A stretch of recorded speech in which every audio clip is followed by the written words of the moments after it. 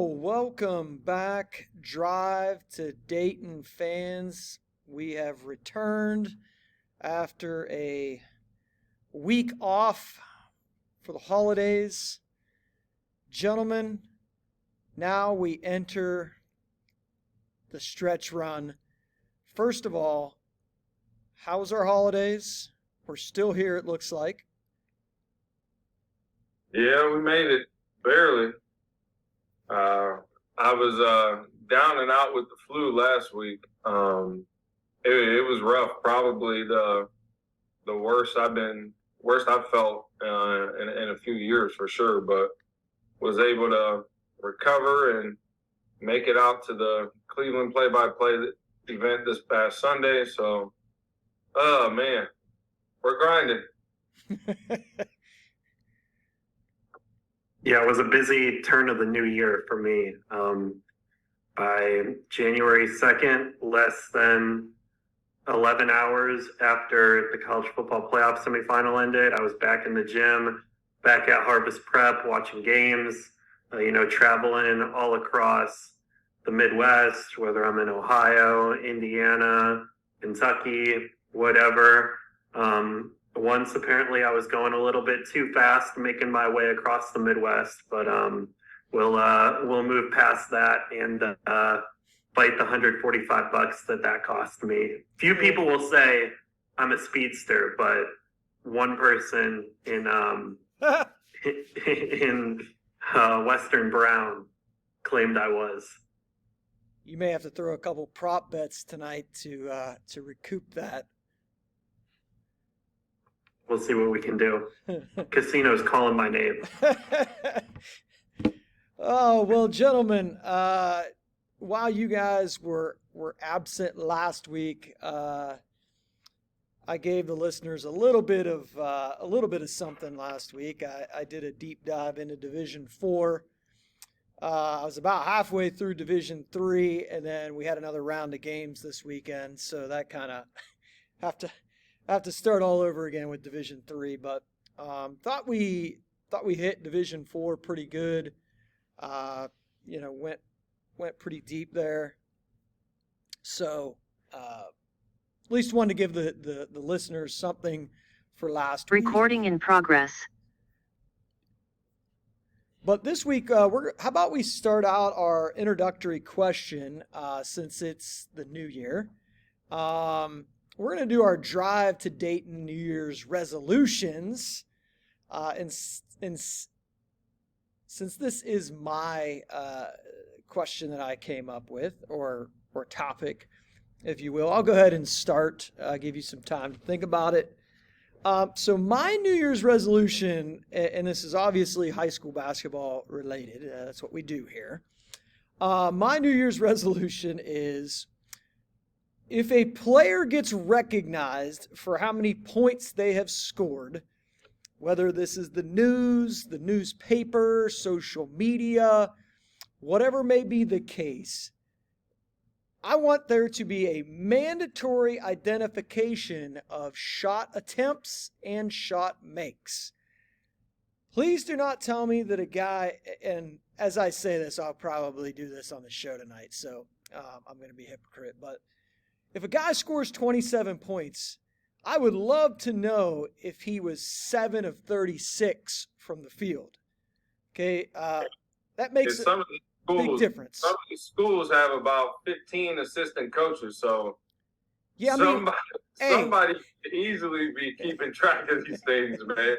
We also had a situation in Southwest Ohio where they post the box scores of field goal attempts, makes, misses, and it was not lining up to what the film said. So if you're going to post it, be honest about it, because we can fact check you if we were there, and you don't want to be fact checked by the Drive to Dayton podcast. I mean, yeah, really. I mean, some of these places got 15 assistant coaches. Some of you guys at the end of the bench, you got to earn your keep around here. All right. So that's my New Year's resolution. I'm not sure why that was bugging me, but that's my New Year's resolution for high school basketball here in Ohio. How about you? And just to add to that, man, I wish we had a more universal, whether it's a website, a page. Like I know Roth had mentioned how all the conferences in Southwest Ohio are actually required to post stats, to post their record, updated schedules, things of that nature. If the entire Southwest Ohio, including the biggest conferences in Dayton and Cincinnati can do this, I see no reason why we can't mandate this across the state, or at least try to something to where we can get everything in one place. Because not sure about you guys, but Max Preps drives me nuts. Every time I go to that site, there's some big glaring ad that just overtakes my entire screen or my phone. I would love that. But for those of you who follow me on Twitter, I had a tweet the other day, I think it was yesterday, and it kind of picked up some steam. A lot of people, kind of seem to agree with it. But I think it's about time that we implement some sort of restrictions and guidelines, particularly for students who are attending high school basketball games here in Ohio. There have been more than a handful of instances so far this year where there's fights in the crowd, there's arguments, and there's altercations after the games. And even this past weekend, the challenge event down at Columbus After Centric got called, I think it was in the third quarter of the second to last game. The Pick Central Walnut Ridge game didn't get to happen, or didn't get to finish. And then the Westerville North, and I believe they were playing Centric, right? Mm-hmm. Yep. That game didn't happen at all, because not anything of the players did, but because something that happened in the stands.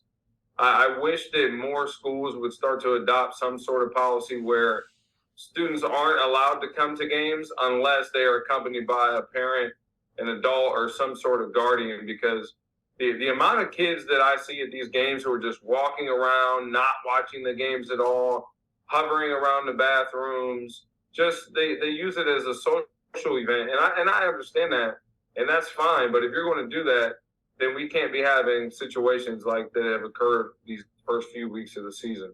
So that would be mine. I know there are some counties, some school districts that have already started doing this. I think particularly in Canton, I believe that both McKinley and Glen Oak have something similar. And I think it's about time that all of us across the state start to really look at this and figure out what we can do.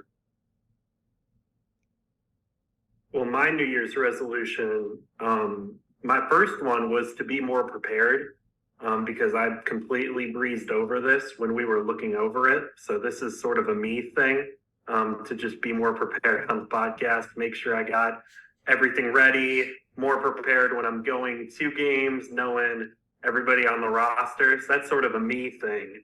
My New Year's resolution for the podcast is to be more prepared, have everything lined up.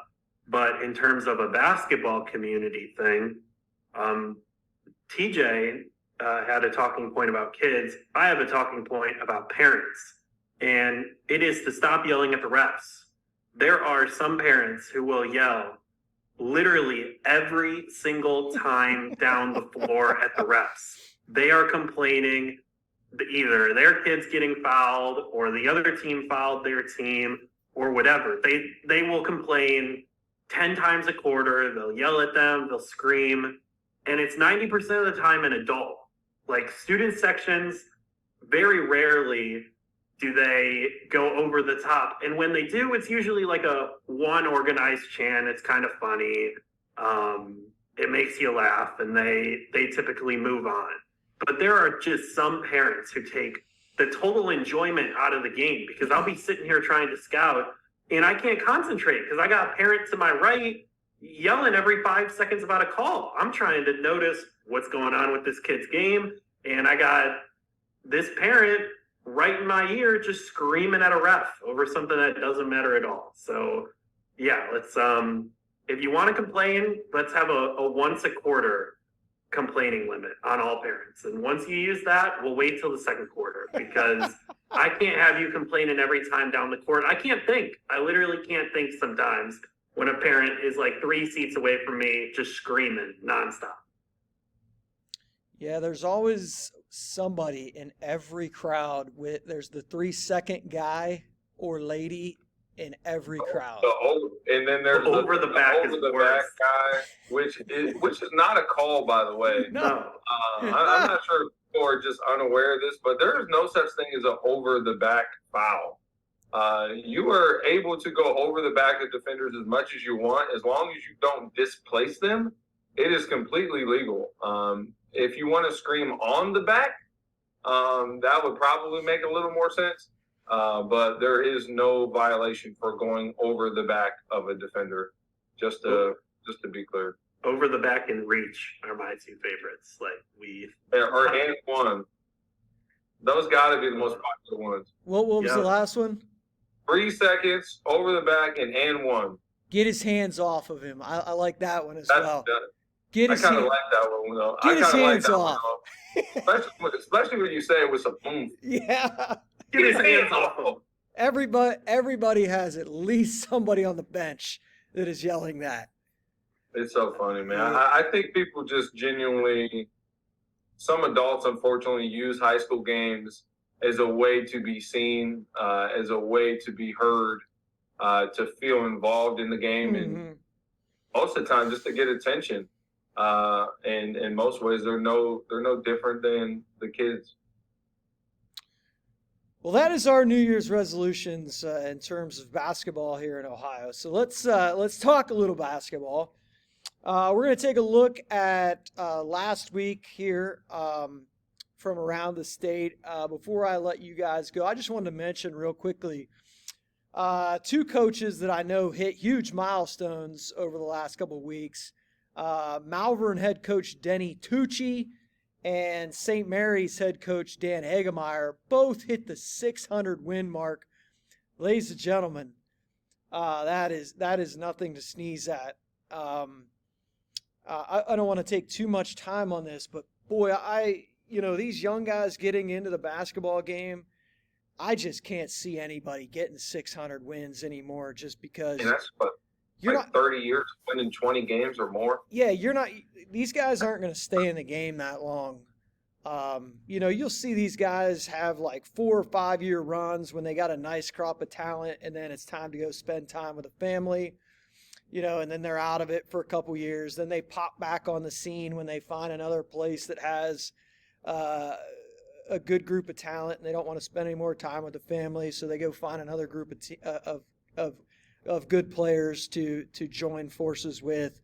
But these guys like Tucci and Hagemeyer, these guys cherish these guys because you're not going to see these guys anymore.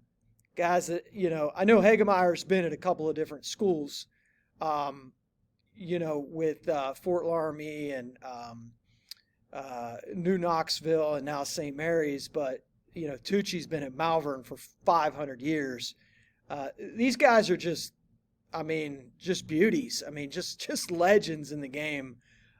600 wins. Congratulations to those two guys. Gentlemen, I will let you roll with it from here. So I guess to start off with, most recently was just yesterday's event over at John Carroll, which was one of my favorite events of the year. It's something I always look forward to. That's the Cleveland Play-by-Play Classic. So we had 6 games over there. So you had Cleveland Rhodes against Maple Heights, Ignatius against Brunswick, Akron St. Vincent St. Mary against Lutheran West, St. Ed's against Centerville, Garfield Hts against Western Reserve Academy, and then Lutheran East against Richmond Hts. A lot of fun games. Unfortunately, not as much of a crowd there. We had talked about this in the chat. Definitely was a bit underwhelming as far as that goes. But still some good basketball. I think me and Roth can kind of tag team some of these games. So Roth, you want to start off with the Rhodes Maple Heights game? Yeah, Rhodes Maple Heights. I got there at the start of the third quarter, and the real headline story here was Kenyon Giles going up against his old school at Rhodes. Giles had a big game. He had a powerful dunk with like 5 seconds left right before the fourth quarter horn sounded, as Maple Heights got a double-digit win. That was a key victory for Maple Heights, as I believe they fell to Garfield Hts on Friday night. So they got a nice little bounce back victory. They are sitting at 6-6 right now. Had a really good year last year, still have a lot of talent. Maybe we'll see Maple Heights go on a late season surge and start to string some wins together. And man, with Maple Heights, man, something I think that's at least worth noting is, man, they've had an absolute gauntlet of a schedule so far. It seems like it's like every week I look up and they're just playing like a top 15 team every Tuesday, Friday, and Saturday. And so hats off to Coach Bink for that. A few of those games they actually could have won. Quite frankly, they should have given Lutheran West their first loss of the season right before Christmas. But next game was St. Ignatius against Brunswick. This was a game that I was actually really looking forward to. Two of the top 10 teams in Northeast Ohio, in my opinion. And it was a statement made by St. Ignatius. I thought they just absolutely cruised. I mean, Damon Fryery has been phenomenal so far this season. Guys like Matt Ellis and, Michael Lamoran and Quinn Wilkie and Reese Robinson and Sam Springer and Jackson Polnick. It's like the list of guys that can show up on any given night for St. Ignatius and contribute and just impact winning in multiple ways. It's impressive.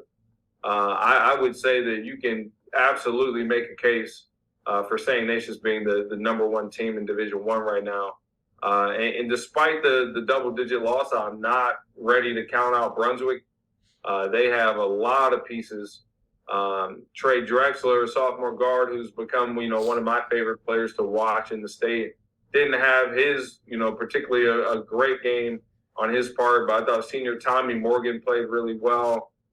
Senior Quinn Barnett, who's been a really big late bloomer in the state of Ohio in that senior class, he made some plays, showed some bright flashes. So I'm not willing to count out Brunswick. I think the schedule that they played the first half of the season is going to pay off later, as we get to February and March.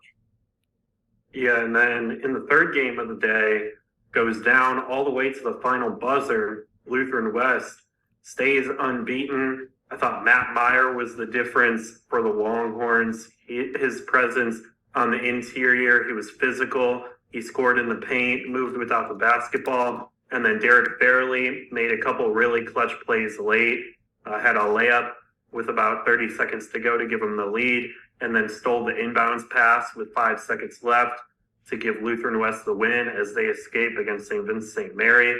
The Irish were really led by two sophomores, I thought, DeCarlo Prince and Rayshawn Hamilton. We'll talk a little bit more about the Irish later, but these are two kids who are starting at the varsity level, and they're learning against, like TJ said with Maple Heights, St. Vincent St. Mary has played one of the toughest schedules in the state. They'll be a team where their record might not look very good come playoff time, but they're a team that can definitely pull off an upset or two. Lutheran West is one of the 10 best teams in the state regardless of division, and they only lost them by 1 point at the buzzer. So don't count out St. Vincent St. Mary, even though they aren't anywhere close to as talented as they have been the past decade. Still a team that I have no interest in playing in February or March, if I'm anybody in Northeast Ohio in Division I. Next up would be the St. Ed's Centerville game, which was also another really competitive game, especially down the stretch. Is it fair to say, guys, that these are two of the top 5, just programs and basketball cultures in the state of Ohio? I think with these two programs, they do year in, year out, regardless of how much talent they have, what's on paper. The guys, they play the right way. They play hard. There's structure to what they do. Guys are vocal. Guys are talking. Guys are sprinting to rotations. It was in my opinion, the best played basketball game of the day. And it saw Centerville winning in the final seconds. Junior guard Eli Greenberg with an absolute dime in transition to Babacar Njai, who just kind of ran rim to rim, caught it, laid it up. Phenomenal play. And St. Ed's had a chance to win. They were up, I believe, 4 or 5 points with about a minute and a half to go. And that's typically a game that you're not going to see them lose when they're in that situation. But for some reason, guys got a little sped up, a little excited, took some shots that I was surprised that they took. Some very questionable decisions, and Centerville, was able to capitalize off of it. But regardless of that being said, it was a phenomenal basketball game. And I would love to – I know these two teams that I'm not sure if they played last year. The last time they met was 2020. Yeah, and I remember I was at that game. It was at Ed's, and that was a really fun game. You had Michael Bova against Gabe Cupps and Tom House and all those guys. I would love to see these two teams, whether it's in a showcase event or just on their own, just continue to play each other every year. I think it's just fun to watch and could be a bit of a cross-state rivalry if they keep it up. I could be wrong about this, but I think that Centerville win at St. Ed's was the first OSHA loss that St. Ed's had at home in like 4 or 5 years. Yeah, it was a long time. I remember that. I believe that started their long state championship push. Their long winning streak too was started with that. So yeah, those are two programs.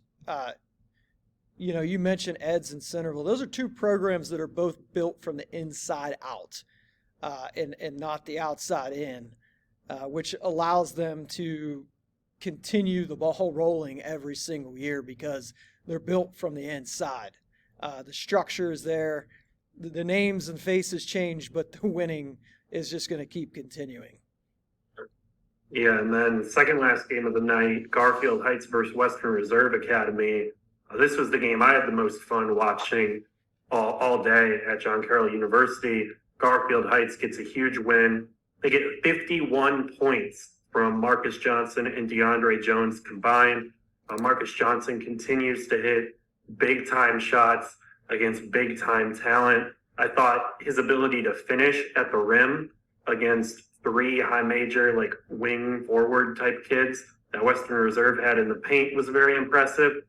DeAndre Jones continues to get better. I thought in July he was looking like a kid who was playing closer to where his upside has always had been, and he just continues to make strides, continues to improve.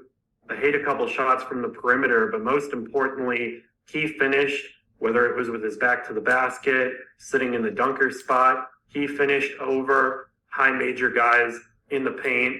25 points, handful of rebounds, probably a block or two as well. I thought DeAndre Jones was absolutely fantastic. Kent State is getting a really, really good one, and he still hasn't hit his true potential yet. He's still got more room to grow. So he's a kid that I think we could look in 3 years and he could be one of the best players to come from Ohio's 2024 class. On the other side, you look at Western Reserve Academy, their Marquette commits were solid. I thought Royce Parham, a Pittsburgh native, was very impressive. Nico Bundalo showing why he has blue blood programs after him. He's a Uniontown, Ohio native, formerly a Green High School. He recently took a visit to UCLA, and it's obvious watching him that he's a top 50 kid in the country for the 2025 class. I thought he was impressive. But Garfield Hts, they just got it done. They seemed like the tougher team. Their guards really got after Western Reserve's guards, and that was the difference in the game. As Western Reserve, they didn't hit a ton of shots from the outside, and they sometimes struggled to get the ball to Parham and Bundalo, as those two were their most consistent offensive pieces. And Garfield Hts, they've beaten Huntington Prep, they've beaten Western Reserve Academy. You're looking at, I think if you're making a ranking right now, it has to be Garfield Hts and St. Ignatius, 1 and 2 in Division I until further notice. That their body of works are clearly ahead of basically every other team in the state of Ohio right now. I would agree with that. And Garfield Hts, man, it seems like they manage, especially in these big games, to really muck it up and make it physical. And kudos to Sonny, man. Sonny has found a way to win these close games down the stretch, and his guys are tougher than you 9 times out of 10. They're going to play harder than you 9 times out of 10. I was talking to him on the phone last night, and I told him senior Corey Wilson has been like the heart and soul of that group. You know, like DeAndre Jones is going to do his thing. Marcus is going to do Marcus stuff. But Corey Wilson's a guy who's not going to get a lot of pub. He's not going to get a lot of tweets. But my God, does that kid play hard and compete, and he's made shots and he's rebounding. You know, when you have people like him and C.J. Little and Carter Jackson, they just have a plethora of guys who are just going to come at you and not really going to stop. Last game of the day, I don't want to spend a whole lot of time on this event. I feel like we've kind of covered a lot. But the last game was Lutheran E against Richmond Hts. And this was a game, obviously, with a lot of personal stuff riding on the line with Richmond Hts forward TJ Crumble, who was at Lutheran East the prior year. It was a fun matchup between him and Jesse McCullough, and Jesse McCullough has just continued to just be on a tear. I feel like we've just been singing this kid's praises, and he keeps giving us reasons to. So I'm not sure. I think we just eventually just need to say Jesse McCullough and just move on. But he had 22, 11, and 8 blocks, I believe. He was great. Freshman Chris Hill has become already like one of my favorite kids to watch in Northeast Ohio. It's just so rare you find a young guy who's able to just compete like that and pass like that. He's a treasure. And it was fun talking to the Lutheran East coaches prior to the game just to see how hyped up they were. It was a lot of pride, a lot of ego in this one, and I liked it. I feel like it's very rare we find games like this during the regular season where guys are playing for something. This wasn't just a, hey, you're a good team, we're a good team, let's play. There was something on the line in this one. Lutheran East did eventually end up winning, and I thought they controlled the game for the most part, jumped out to an 8-0 lead. Senior Anthony Bruce made some big shots to start the game. And Richmond Hts, this is soul-searching time. I think the schedule obviously has been a grind. They played Friday night out at the LaPorte Invitational in Indiana against Thornton from Illinois. Saturday, they played at the EOB Invitational at Cleveland Heights against Spires High School team. And then they turn around Sunday and play Lutheran East. I mean, 3 games in 3 days is rough, regardless of who you are, how much talent you are. But it's even rougher for a team who hasn't seemed to find that synergy yet as a unit.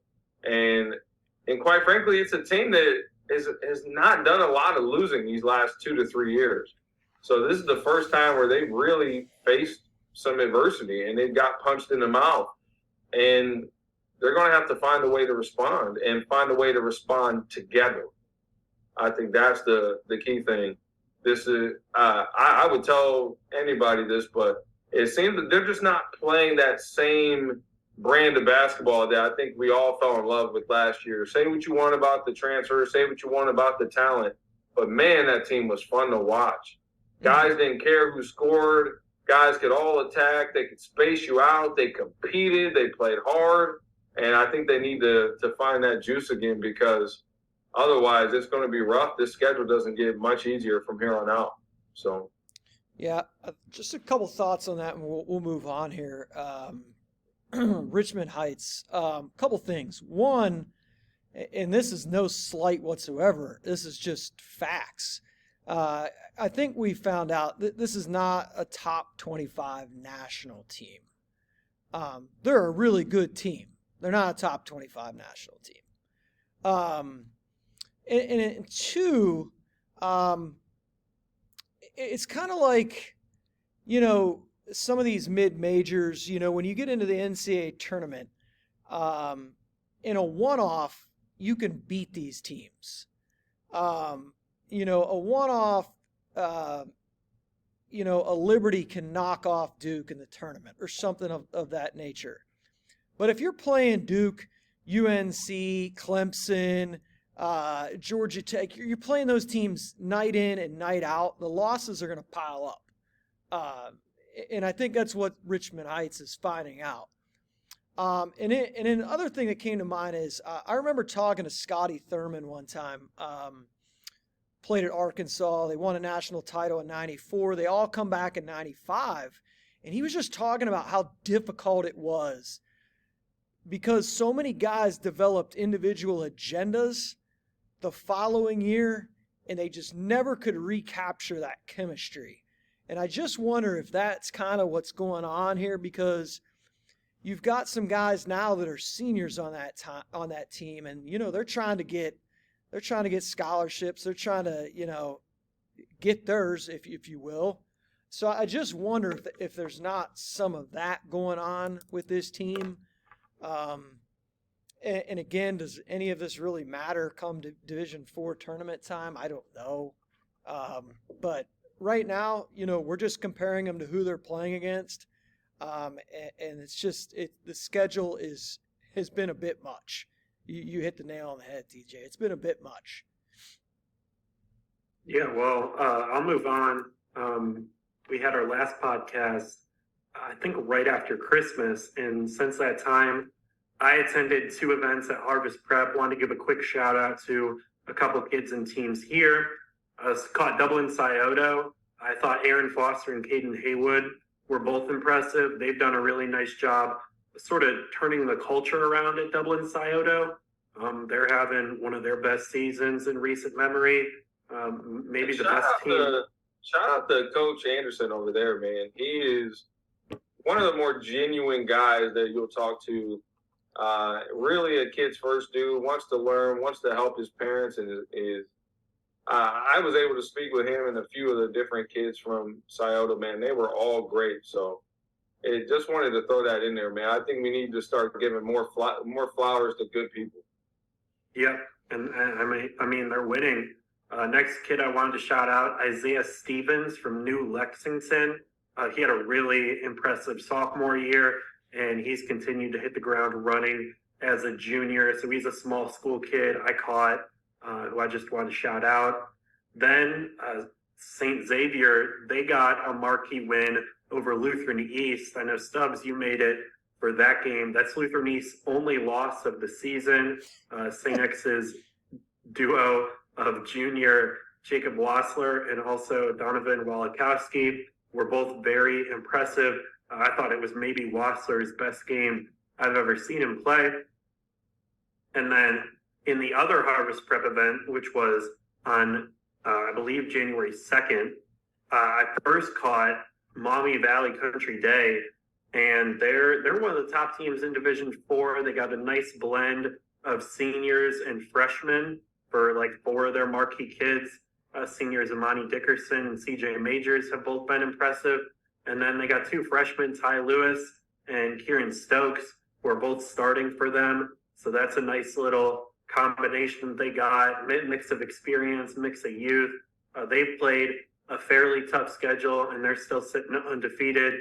Their schedule does get tougher as it goes on, so they might take a couple losses before tournament play, but I still think they are a team to watch in Division IV. Wanted to shout out Marysville. They just got an experienced team. Riker Bowden committed to Marietta, Jason Moore committed to Ashland, and then CJ Collins. He came over from Dublin Kaufman. He's fitting in well as a junior for Marysville. They've got a nice team, and that's about all I got from the 2 Harvest Prep events, but really solid events there. Enjoyed my time. A nice 2 full days of basketball. Yeah, I want to give a shout out. I've spent one day on the 28th over at the Streak Ball Classic in Sandusky, and we're going to get into it a little bit later, I'm sure, just about the attendance of events, but that was not an issue over at Sandusky. I thought it was a great environment, great turnout the day that I was there, and I heard it was even better the following day when Ralph went. The Sandusky group obviously missing a few key pieces that graduated from a year ago, but man, they have a tough, undersized, gritty group that's really going to get after you. They're going to pressure the ball. They're going to pick you up full court, and they're going to try and speed you up as best as they can. Unfortunately, they were not able to do that against Toledo Whitmer. Toledo Whitmer was able to win the event, picking up a win against Lorraine on the 28th, and then turning around and beating the home team, Sandusky, on the 29th. And Toledo Whitmer on paper is loaded. I mean, they have a lot of talent, a lot of length and bodies. Obviously, you have the juniors with Makai Leach and Antoine West. Sophomore Andre Young is a kind of a sleeper kid who I think could be a late bloomer down the road. They have some guys. Senior Elijah McLeod, who transferred in from Wauseon, he came off the bench for him in the game I was at and made about 4 straight threes at one point. So they have a few different guys that can fill it up and that can make plays. And I know they had that loss at Findlay, but I still think they're a team that has enough to compete with anybody in Division I. Yeah, I thought Andre Young was fantastic as well in the game I caught the day after you, TJ. And then we were also both at the Hoop Herald event at Talmadge High School. Wanted to give a quick shout out. Max Bosley scored, I believe, 40-something points for Wadsworth in their victory over Woodridge. And then Walsh Jesuit got a nice win at that event. But I was actually most impressed with Drew Huffman for Cuyahoga Falls. He had a really solid game, just able to do a lot in the paint with his size for a not very talented team. He really kept them in and was battling. And then I feel like it wouldn't be a Drive to Dayton podcast if we didn't mention the Louisville Leopards. They got an impressive victory. They just continue to win games, only loss of the year to St. Ignatius. I thought Ashton Marshall was very impressive that day. And on the Talmadge side, I thought Caden Davis was incredibly intriguing, an athletic wing guard who can really shoot it. He's strong, plays with patience, off 2 feet, was able to get to his spots. So he's a kid who probably not a lot of people know outside of Northeast Ohio and isn't really a household name in Northeast Ohio, but he's got a lot of game at Talmadge. So he'll be a kid to watch this summer on the grassroots circuit, and he could put up probably average 20, 22 points a game as a senior if he's not getting triple teamed all the time. Well, before we move on to our players and teams of the week, excellent job on recapping that stuff, guys. And secondly, dang you, TJ, for bringing up Louisville. You know, one of these nights last week, I forfeited one of my wrestling podcasts, and I stumbled upon Hoban and Louisville from a few weeks ago. And I was like, fell in love with that Bo Siegfried, man. And you know, and then I was able to catch them. I believe it was Friday night they played Walsh Jesuit. Which they were able to win that game as well. I think they ended up winning by double figures. But just a really fun team to watch. I mean, just a really fun basketball team to watch, which you don't see a whole lot of fun basketball teams anymore, to be honest with you. Yeah, they have a game on the 16th, which on paper might not look like much of a test, right? Just, you know, the stigma against CVCA. But CVCA is a damn good team, man, who's picked up more than a few quality wins this year. Yeah, they got a nice resume. Yeah, they beat Brush. They beat University School, which is a very underrated win. And I think they can. If Louisville comes out of sleep, man, that's a game that they could very well lose. So CVCA is definitely kind of a sneaky team to watch in Division II. I would not be shocked by any means if they were able to knock somebody off come postseason that they're not supposed to be. Well, let's move into our players and teams of the week. We'll start with our players of the week. I'll let you start here, TJ. Your player of the week this week is? I went with Alex Bruscotter of Shelby High School, who completely lost his mind the other night against Ashland. He scored 53 points shy, and 53 points is 53 points, but like Stubbs mentioned earlier about, you know, shot attempts, I mean, God, he went 17 of 25 from the field. That is unbelievably efficient. 12 and 19 from the three-point line, 7 of 7 from the free throw line. Unbelievable kid, good family. Thanks to, you know, Jake Meisler and Ohio Buckets, I've gotten a chance to really spend a lot of time with Alex over the last few years, man. And he's just a good kid. He's not the prettiest kid, but he's fun, man. And he has made a pretty significant jump, I thought, starting in July. and he has just continued down that path, man. I think he's going to be a great piece at Wright State and a seamless fit for what they like to do and how they like to recruit some of those niche guys. It was almost the school record. So this was a fun fact for you guys. The record holder at Shelby is the legendary Larry Siegfried, who scored 58 points, which is the most in school history. He played at Ohio State, and then I didn't even know this, but he went on to go on and win 5 NBA championships with the Boston Celtics back in the 60s. So I thought that was kind of a cool bit. And if you're second behind that guy, I don't think that's a bad place to be. No. My player of the week is PJ Knowles from Columbus St. Francis de Sales. In a game I was at, he scored 20 points and had 7 rebounds in a 1-point road win at Westerville Central. And he also had 24 points, 5 rebounds, and 4 assists in a win over Gahanna. DeSales has won 4 in a row after starting 2-5. They play a tough schedule. Knowles is a kid who runs the show for them at 6'3", 6'4". He's a physical point guard, has really just done a nice job of getting to the rim, playing off of 2 feet, finishing with both hands. And I also believe his mom is the head women's basketball coach at Otterbein. So high IQ player. He's going to be a guy that I think a lot of scholarship programs are going to make an effort to watch him with the Ohio Buckets. So another Ohio Bucket getting our player of the week. And yeah, I got to catch PJ in person on Saturday. Did a great job to get what I thought was an upset win on the road at Westerville Central by 1 point. Yeah, two really good wins there from Columbus to Sales over Gahanna and Westerville Central in a parity-stricken Central Ohio, for sure. My player of the week is Amani Dickerson of Maumee Valley Country Day, 37 points, 7 rebounds, and a win over Northwood. And then he took home the MVP honors in a win 68-55 over Division I Chillicothe. And I believe that game was at Harvest Prep. Yep, I was there. Congratulations to Amani Dickerson, my player of the week. Team of the week, TJ. I went with Centerville. So they went 3-0 this past week. They picked up 3 close, hard-fought wins against Wayne, Moeller, and then St. Ed's, like we had talked about.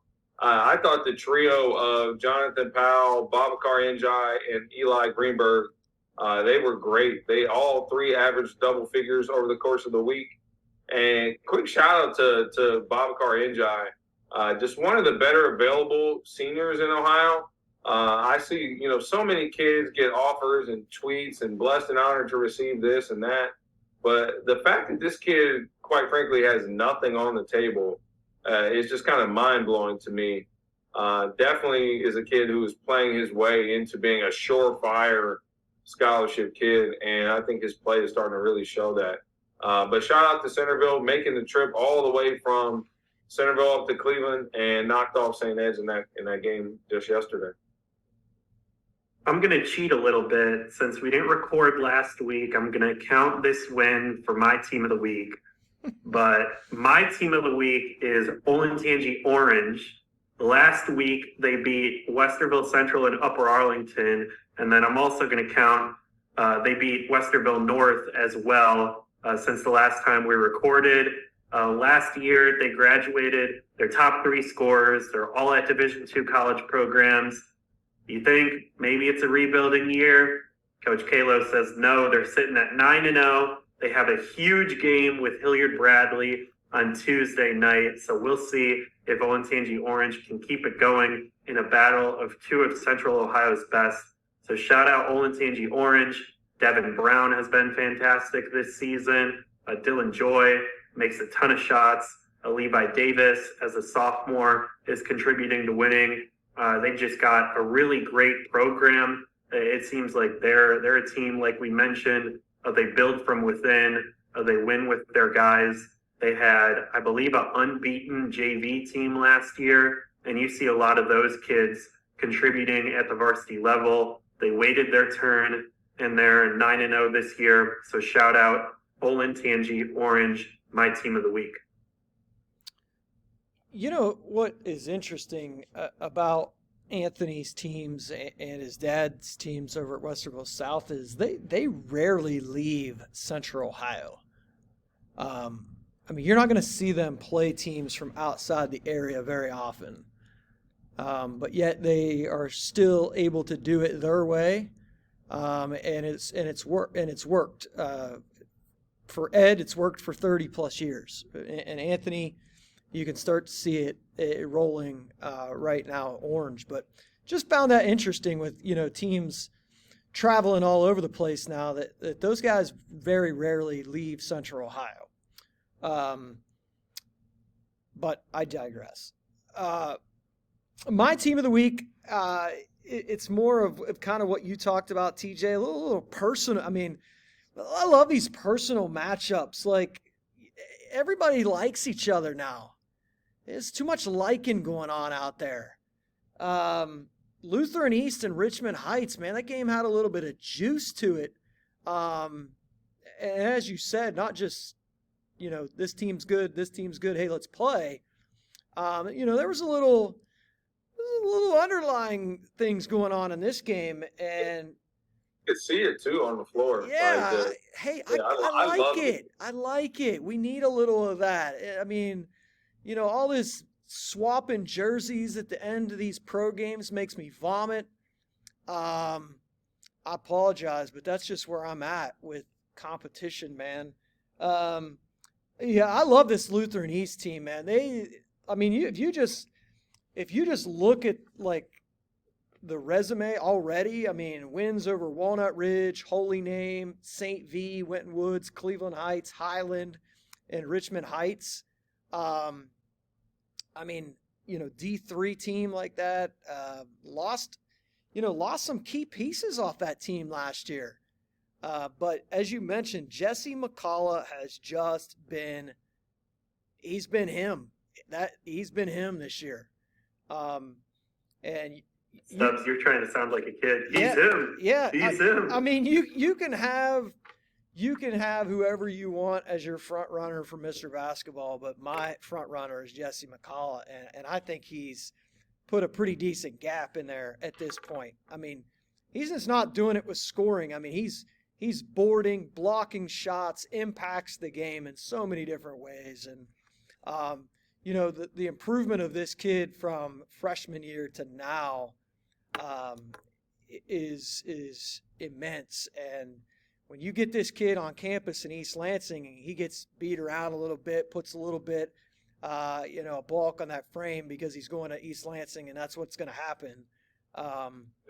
This kid's going to be a stud down the road. He already is at the high school level, but Lutheran East, 10-1 on the season. Sneaky game coming up Wednesday for them against Maple Heights. Sneaky game for them, because they've got some big game coming up this weekend. But I think that's a sneaky game on Wednesday against Maple Heights. To the weekend we go. What to watch? Yeah, let me. I don't have a whole lot here. I'll just fire away here. I'm really close to attending this game or this event on Sunday. The Fort Laramie MLK Classic. TJ, I believe you were there last year. I'm surprised it's taking you this long to go to this event, man. That event has Kurt Stubbs written all over it, man. Yeah. Can we get one Eastern Ohio team in there next year for Stubbs? I mean, I am surprised that Berlin Highland didn't get an invite. Yeah, I mean, they probably could have or should have. I would have just asked them as long as they were coming, is if they would be catering the food there. So that would be fantastic as well. But absolutely, get some cinnamon rolls for your boy. I just think they've done a really cinnamon nice. Rolls from Amish country are different, man. I don't know if people really know. I will go there and just eat cinnamon rolls and those damn buttered noodles. And be the happiest guy you've ever seen, man. So. Yeah, I'm just so impressed with this event's young. It's in its third year now, and I think they're not trying to compete with anybody else. They have what they want, their niche. You can see they're trying to find these smaller school powers that are going to bring a fan base, and they're more or less trying to create an environment. And just to rip through the lineup there, Fort Laramie opens up with Sycamore Mohawk. You got St. Mary's against Dublin Jerome. A game I'm intrigued by, Marion Local against Tri-Village. Marion Local needs they need one of those wins to just kind of get this thing going in the right direction. They've been beat by St. Henry's already twice this year. Tri-Village dropped a game to Dayton Belmont this past weekend. That was their first loss of the year. And then you got Russia and Antwerp. That's a game that I think is going to be really good. Russia is not playing around, man. That's probably game of the day, I would think, right? It looks like it to me. Russia just looks like one of those teams, man. It doesn't matter who they're playing. They are just pounding people. It's a group of kids that are used to winning in multiple sports, but I think that's game of the day. Minster and Toledo Christian could be good as well. That's the next game, and then Anna and Arlington closes the day there. But I just want to give a shout out to that event because I do think there's a couple, 2 or 3 games there that are going to be really good. Yeah, there's another event you want to talk about. Just games that have some meaning and some significance to it, other than just a neutral floor game for these teams. But the Holiday Hardwood Classic over at Xavier is on the 14th, which I believe is a Saturday, correct? Yes. No, Sunday. Sunday. Okay. So you have to open the day. You got Loveland against Mount Healthy. And then the next 4 games are all Ohio versus Kentucky. I'm a big fan of events that have some sort of theme to it, that, something is riding on the outcome of these games. So you got CHCA against Cooper, who I believe that's the team that Delaware Hayes went to overtime with the first game of the season. Cincinnati Princeton against Great Crossing, who is arguably the number 1 team in Kentucky. It's pretty fair to say, right, Rob? Yeah, definitely in the top 3 at least. Probably number 2 behind Travis Perry's team, but yeah, 1A, 1B. Right, and then you got Moeller against Highlands, and then lastly you have Lakota East against Covington Catholic. So that's a good day. If you're in Cincinnati, don't feel like making the trip up to Dayton for Flyin to the Hoop. You don't got to go very far. Still can see some really good games over at Xavier. What else do we got on the docket? Man, there's a lot, dude. Yeah, we got the Battle of the 614. And Flyin to the Hoop.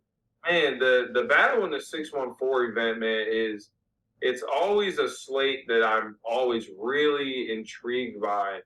It seems like there's each one of the 3 days has about 2 to 4 games where I'm like, man, it really catch my eye and I would love to see. But man, it's so hard to compete with that Flyin to the Hoop weekend. Those games are never back to back either, though. The 2 that you want to see are never back to back. No. But shout out to them. I believe this is their 3rd year. Yeah, I think it's about their 3rd year. 3rd year doing this event. I think it's great. I liked it. There's a 3-day event in Central Ohio. They've been doing it at Ohio Dominican. There are, 3, 6, 9, there are 18, 19 games over the course of those 3 days. If you go to their website, if you just Google Battle in the 614, it pops up as far as tickets and the schedule for those of you who are in Central Ohio and wouldn't mind going to see it. Before I forget, though, I was at the play-by-play yesterday, and this guy who I never met came up to me, and his name was Kevin, and he just thanked me for the show that we do, said he never misses an episode. So quick shout out to Kevin, man. Appreciate you watching. we don't do any of this stuff for likes or for attention, and we certainly don't do it for money, but we're open to it. But so it's nice that when we get some people who are just genuine junkies like us and care about what's going on a Tuesday night. So, like I said, shout out to Kevin, man. We appreciate you. Yeah, Kevin. And then, I mean, lastly, obviously the marquee event of the weekend, typically the marquee event of the season, almost on a year-to-year basis, is Flyin to the Hoop. So you got 2 games on Friday, 6 boys games on Saturday, 6 boys games on Sunday, and then 5 boys games on Monday. So an absolutely just loaded slate. Nice blend of Ohio versus Ohio teams, Ohio versus prep schools, Ohio versus out-of-state public schools. So it should be interesting to see how a lot of these turn out. A game that I would have been really, really excited to see would have been that Wayne Trace Miami East game. Definitely still should be a good game, but yeah, not the same level of excitement I had before. Some familiar teams that haven't made the trip up in a while. I remember Oak Ridge from Florida, who's usually loaded with Division I guys. They came up and played Centerville a few years ago, for those of you who remember that. But yeah, it's gonna be fun. So we'll touch in and talk about a few of these matchups in a little bit as we go over our games of the week. And if you go to Flyin to the Hoop, you will see a new name in the game section preview, as Mr. Kurt Stubbs was nice enough to pass it on to me. So if you guys enjoy all the tweets and Instagram posts that Flyin to the Hoop have been putting out, Stubbs was nice enough to let me take over for that this year. Had a lot of fun with that, trying to get fans as knowledgeable as possible heading into the weekend. I had to do a lot of research on the out-of-state teams like your Oak Ridge. So it was fun learning who some of their top prospects were, what some stories are to watch. So I think there's a lot of good stuff in the program for those who really want to learn about what some of the top storylines are in each game. You're not going to see my name in the program book, but you are going to see me with a smoothie, baby. So I bring $40 down there every weekend. I know that sounds absurd, but when you're there for at least 2.5 to 3 days, $40 on smoothies ain't that bad, man. So yeah, if you see me, I'll let you know what number I'm on, and we'll go from there. If you got some suggestions, let me know. I'm definitely a big strawberry banana guy. That's usually my go-to, or just the plain strawberry. Can't go wrong with the classics. But shout out to them. I believe it's like Krupp's Cups. They're always down there. And they bring the same staff. A bunch of really cool ladies. They're awesome and fun to talk to. So that's always one of my highlights of the weekend, man. Just getting a smoothie, catching up with them, and just enjoying the day. So. And shout out to Eric Horseman for continuing to give you plates the size of your hand. Love you, Eric.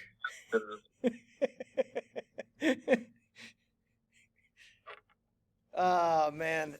Listen, Eric, I know you can get us some regular plates around there these days. I mean, you're not in year 1 of this, pal. All right. Well, we got the whole damn All Ohio staff in there, man. So all 17 of their guys, man. I love those dudes, but man, they find that hospitality room, boy, and I'll be right in there with them, so I can't say anything. Oh shoot. All right, so let's move to our games of the week. I guess I'll start here and interest you with these small school matchups this week. TJ had mentioned the Wayne Trace Miami East game that was supposed to go on, or is going on, still at the Flyin to the Hoop. That one caught me a little bit. I was probably mostly responsible for that game happening. And just circumstances, Miami East is not what we expected them to have roster-wise. But nonetheless, still probably going to be a really good game between those two teams. I really wanted Rushi. Rushi just couldn't swing it with their schedule. They were already in the MLK Classic up at Fort Laramie, but I think they would have brought a lot of people, as you know, from UD Arena last year. But that's neither here nor there. This week I have a team I talked about, I think it was like the first or second week, Pandora Gilboa, still undefeated. They do play at Miller City tonight. I think that's a good litmus test for them. And then they play at home against Ottoville on Saturday. And I think those are two Putnam County League rivalry games. And I'd be surprised if PG's undefeated after this week. This game always happens on a Sunday. Delphi St. John's at Lima Central Catholic on Sunday. I think that's going to be a fantastic game. Elwar is just on a tear, man. I think they got beat the other night by Lima Shawnee, but he had 38 points. The kid that you like from Shawnee, I think, had 34. Is it Beckett? Bertkey, yeah. I think he had 34. So that was a nice win for Shawnee. But Maumee Valley Country Day, they play AIA out of Michigan on Friday. And then a big conference game with Emmanuel Christian on Saturday. That's a big game. Ottawa Glandorf has a huge weekend. They're at St. Mary's on Friday, and then they're at Findlay, who's been getting a lot of love from different polls and different rating systems. OG is at Findlay on Saturday. I know Roth has got this one circled on Saturday or on Tuesday. South Webster at Minford. That's a Roth special right there, baby. Sneaky good game, Worthington Christian at Reedy. And then Lutheran East, I mentioned, against Maple Heights on Wednesday, I think. That game is kind of a little bit of a trap game, I think, for Lutheran East. Maple Heights has been really, really close, to pulling one of them off. And Wednesday night is a big game, again, for Maple Heights playing Lutheran East. So that's what I got this week. I'm going to go with a team I mentioned earlier, Oak Ridge out of Florida. Last time they came up here, they had a plethora of Division I guys, including a pair of like top 100 kids in the country. And Centerville just absolutely handed it to them. I believe it was 2020. It was just a clinic put on by Coach Cubs. So I'll be curious to see if Oak Ridge comes out with a little pep in their step, seeking some revenge against Ignatius. That game is on Sunday. One of the games that I was hinting at earlier when I was talking about the battle in the 614, two games actually, Westerville North against Kettering Altar. I think that's just going to be very much so like a battle of who can control the pace. I think Westerville North is going to pressure them, look to speed them up. Kettering Altar is going to want to get comfortable, get in their offense. And then lastly, Hilliard Bradley against Archbishop Hoban. That is also Sunday at the battle in the 614. Historically, two of the better programs across the state, two of the better defensive teams, two of the better coaches. And I think both teams are starting to figure it out. Hoban got off to a really rocky start, but they picked up a few quality wins. They beat Centerville at home not that long ago. And then Hilliard Bradley, who I believe has won 5 or 6 in a row, they've gotten freshman guard Ben Mergen back. So should be fun. Well, TJ said that he likes when events have a theme. Well, my games of the week all have a theme, and it's time to get conference title races to be talked about. My first game in Columbus, Northland versus Linden McKinley. This could be what decides who goes to the Columbus City League Championship from the North Division. Also on Tuesday night, I don't know if there's any conference in the state as balanced as the GMC. You got Sycamore and Middletown. They're both near the top of the conference. You've got, I think, like a 4-way tie for either first or second right now in the GMC. It's crazy. Stubbs took my Minford versus South Webster game. But that's a pair of one-loss teams going at it. Not going to be any hotter ticket in Southeast Ohio on Tuesday night than that. And then on Friday, they haven't played any conference games yet, but the GCL South, always competitive, always tough. I've got Moeller versus Elder. That should be a very physical and gritty game. Probably scoring total in the 80s, but it's going to be a fun one for those of you who go. Got what? One loss to Centerville, and then is Elder. Elder has one loss to IMG's B team. Okay, I was gonna say, and then that's when they were out of town, right? It was in Kentucky, like the Griffin Elite Complex. And so. Elder, are they still undefeated? No, that's Elder's one loss was to IMG's B team. Oh, okay. Yeah, so they're 9-1, 10-1. So it should be a really good one in the GCL. So those are my games of the week. Yeah, I could see that GCL South. I'm sure this won't happen, but I mean, I could see St. X, Moeller, and Elder all going 1-1 against each other. It just seems like there's not a whole lot of separation. You know, I think it'll come down to the matchups, obviously, but I mean that could very easily be 1-1 against each of those teams. For those three teams, and then you never know what LaSalle could do on any given night as well. I want to say LaSalle swept Moeller last year, surprisingly. I definitely thought they were coached up enough and disciplined enough to win a game, but sweeping them last year definitely caught me off guard. So yeah, you never know. It's one of those conferences that's just very unpredictable, and you don't really know how it's going to play out. All right, well, let's go to buy or sell here. I think we've got some good stuff here for buy or sell. First thing, I think I mentioned this last week.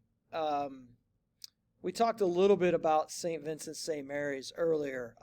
They're 4-7 on the year. You look at their 7 losses, and I believe 4 of those losses, they could have very easily flipped the script and won those games. One of them I know was in double overtime. I think that was to Reynoldsburg. But they've had a lot of, like 4 out of their 7 losses were close. And then they have, they got a win over Hoban. They got a win over Ursuline. I think they beat Fairfax, California as well. So it's a 4-7 St. Vincent St. Mary's team. You guys mentioned it. Their program, and Drew is a really good coach. I mean, I don't care what you say about him or what they do or what they've done. He's a really good coach, and he's an old school coach. He really is an old school coach. He wants to get it done on the defensive end. He'd rather have these gritty guys that, he just likes those kind of guys. I do think that this is a type of team that he really likes. But as far as from a talent standpoint, this has got to be the least talented St. V team this century. I'm going to have to buy. I'm going to have to agree. At least since I've been around, you've been watching them for quite a few more years than I have. But this is, definitely their least talented team. And just one of their younger teams, too, in general. A lot of their top guys, all sophomores, juniors, a couple seniors that have been around for a few years. But, this is a group, and it's crazy. This is going to sound nuts, right? We're talking about a 4-7 team it's arguably their worst team in the last 20 years. And they can still beat you on any given night. Yeah. I think that is just a huge testament to Coach Drew Joyce, man. And even when he's had those teams where he's had multiple Division I guys, he does such a great job of managing those personalities, getting those guys to buy in on the defensive end, and it pays off. His guys typically, tend to do well in college sooner rather than later. And when you say they can beat you, you mean you as in the top teams in the state. Like they can still beat. they can still beat the top teams in the state. Yeah. It's wild to me, because if you asked a casual fan, they wouldn't be able to name you a guy that plays for St. Vincent St. Mary's on this team. I mean, and for so long, they've had a signature guy. I can't think the last time that they didn't. We went from, the Sincere Harris group with Malachi. Then you had the L.A. Hayes group, Javon Graves and Jonathan Williams, Henry Badley, V.J. King. I mean, it goes on and on and on. This is his first group in a long time that offensively it is as a unit. Like, they have to figure out how to score together. I think sophomore wing Rayshawn Hamilton has been great. In the 4 games I've watched, he's been one of the few guys who's just been really consistent each time out. And they're a team, like I mentioned earlier, like, I would like to play them now, December, January, absolutely. Put this group on my roster, but late February and March, I do not want to see this team, whether it's in the sectional final, district semi. I want no smoke with a Coach Drew Joyce team come postseason, regardless of who the hell is sitting on that bench or which 5 are on the floor. I just don't. Yeah, I'm also buying this. But I mean, like TJ said, they're very young. You look at junior John Horton, sophomores Rayshawn Hamilton and DeCarlo Prince, and freshman Aiden Monroe. This is a team that could be right back in the mix next season just by returning what they have right now.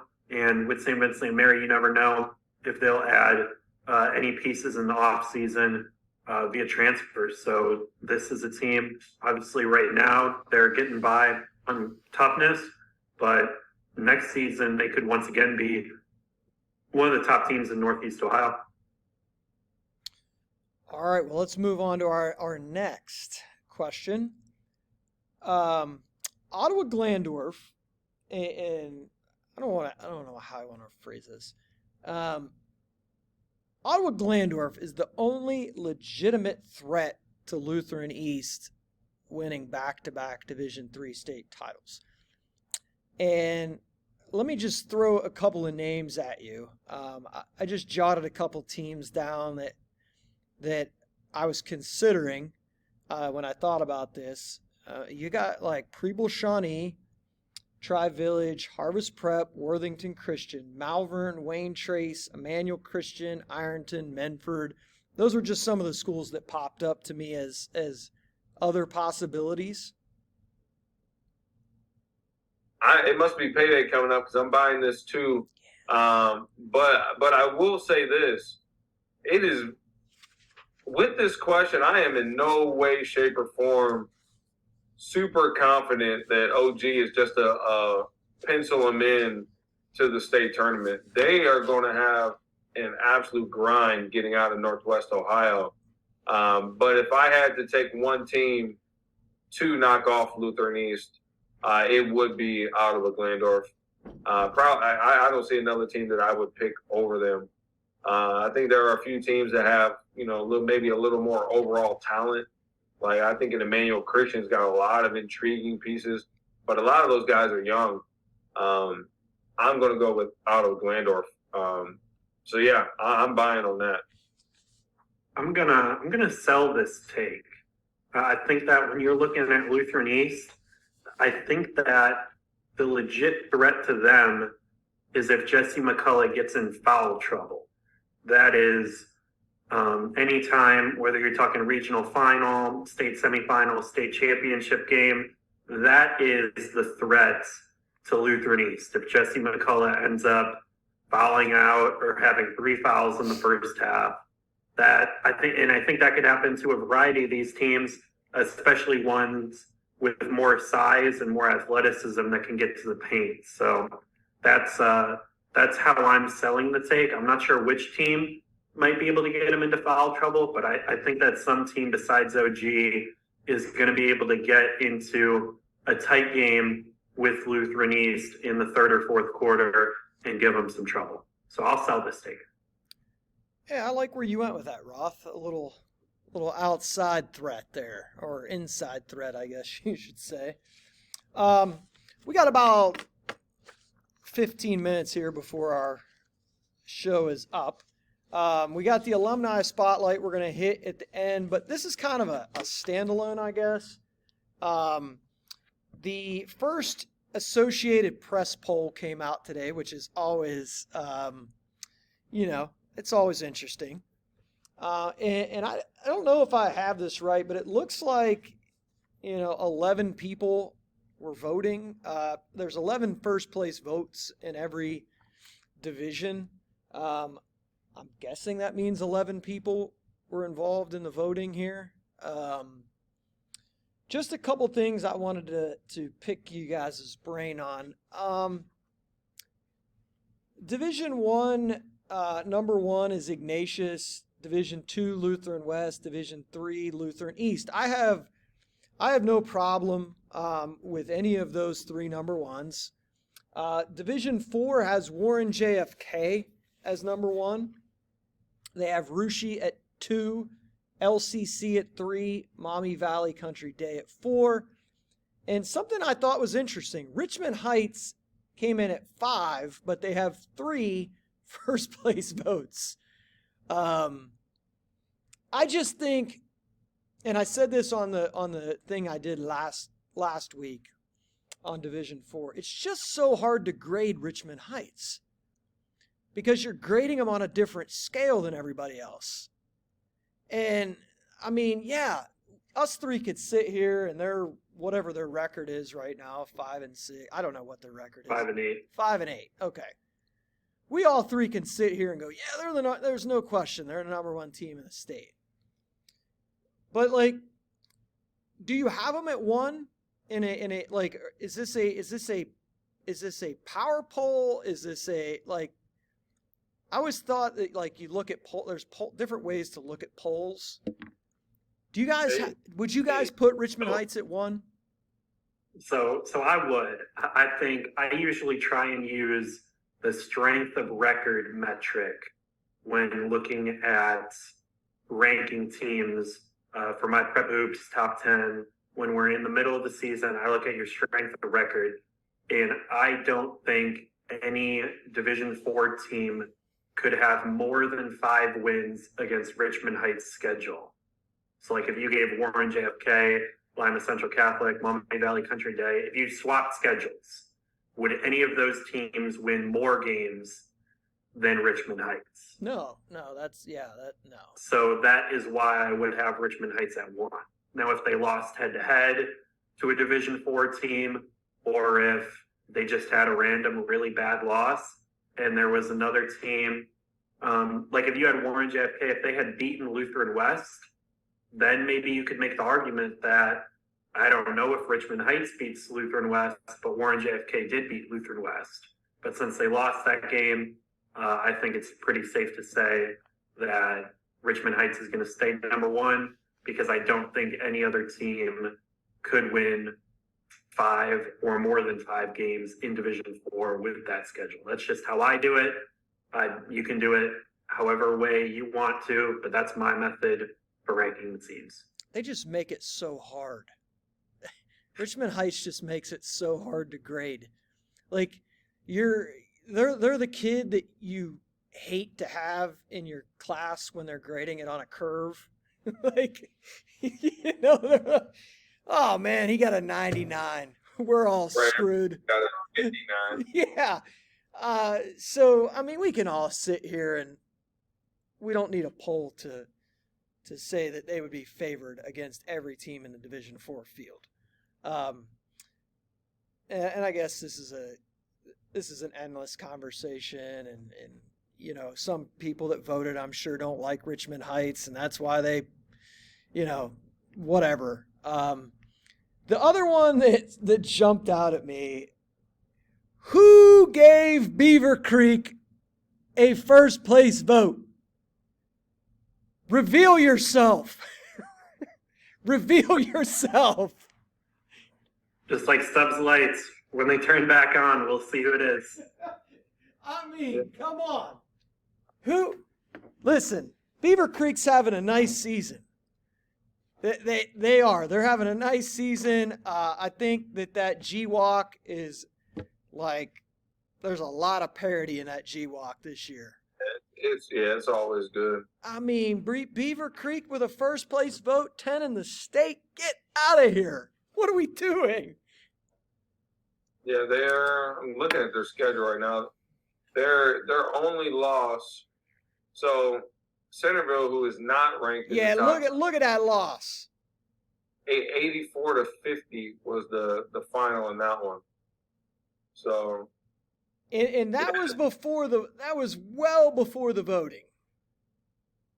Yeah, well, it was on December 12th, so that was on a Tuesday. So yeah, that was a while. That was only their third game of the season. A team that is getting beat by 34 by a team that they don't think is even in the top 10, you're giving a first place vote to. Did the head coach at Beaver Creek have a vote in the poll this week? Did his wife have a vote in the poll this week? Shout out Coach Williams, man. Oh, good guy. I'm definitely, I am intrigued to see them though. At some point, hopefully, I'm able to. There are a few teams still in Southwest Ohio. I want to go down and kind of catch it. So they play up into the hoop against Cincinnati Woodward. Oh, then I will see them. So, yeah, we'll have more time to destroy these polls in the coming weeks, I'm sure. Next week we want to Martin RPI, we're coming for you next week. We're coming for you next week. Shout out to my guy Brayton Martin. He does endless amounts of work to get that done. I honestly can't imagine the amount of research and Googles and Twitter searches that guy has to go through to find scores, man. Animal. Absolute animal. Especially like if you're trying to find scores on the Cleveland Senate League. I have no idea how you find it. Good luck.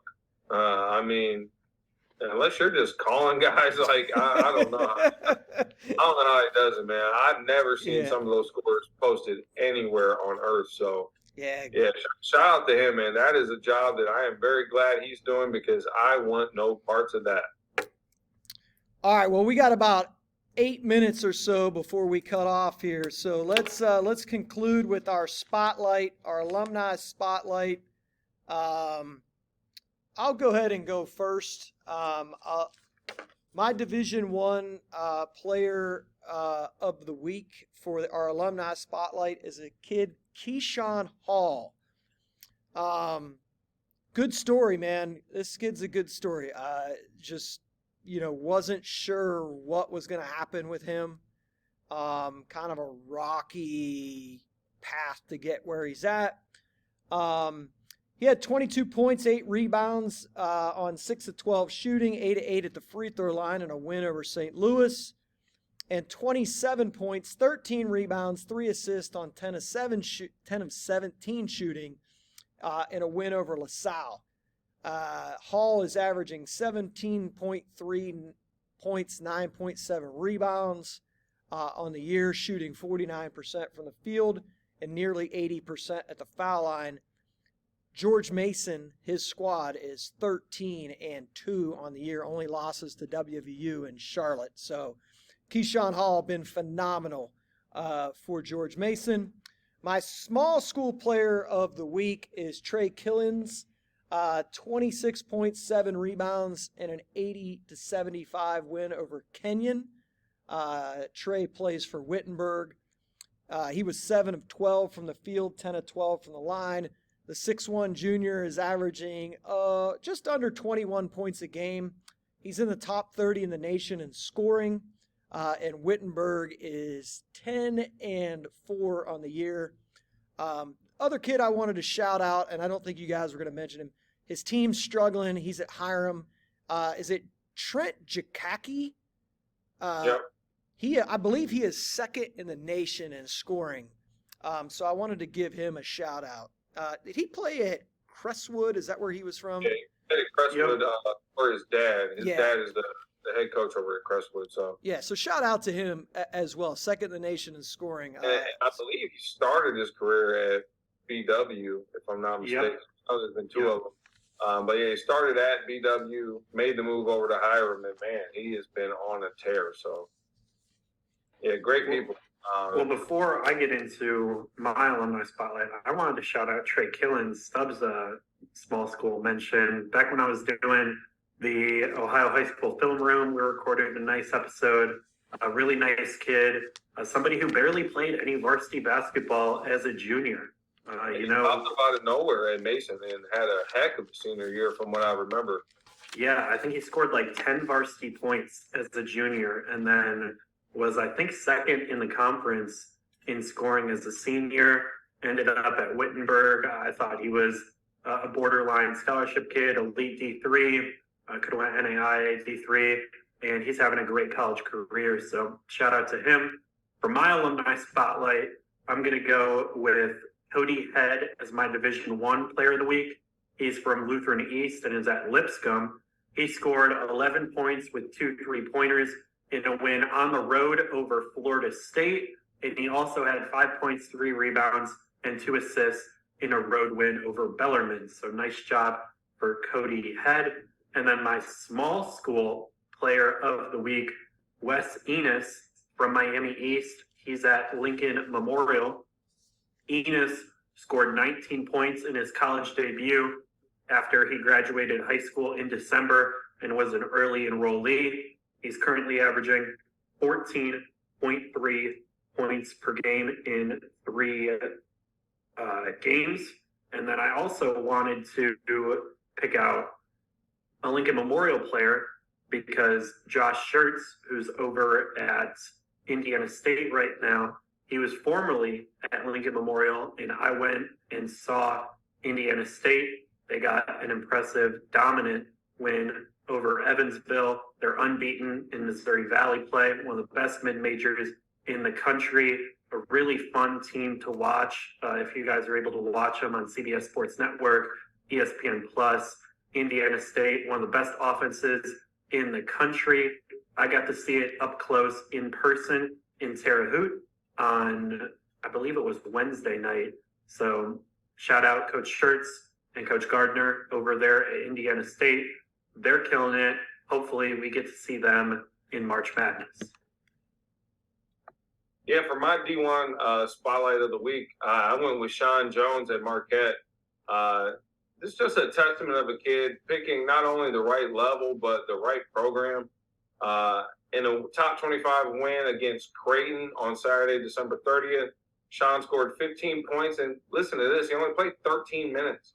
So 15 points in 13 minutes, shot 5 of 8 from the floor, including 3 of 5 from beyond the arc. He's just been instrumental so far for Marquette and has just accepted and mastered his role under Coach Shaka Smart. My small college pick, I went with Christian Parker from my alma mater, University of Mount Union. And Parker had a monster week. So they picked up 2 conference wins, right? They knocked off Baldwin Wallace on Wednesday, turned around and beat Otterbein on Saturday. He scored 22 points and grabbed 14 rebounds against B-Dub, and then followed that up with 34 points and 8 rebounds against Otterbein. And they have an absolute big game on Wednesday as they travel to John Carroll in a game that I will be at. And I'm more excited about the Mount John Carroll game than I am any high school game that I'll be seeing this week. So Wednesday has been circled on the calendar for me for a while, so I'm excited for it.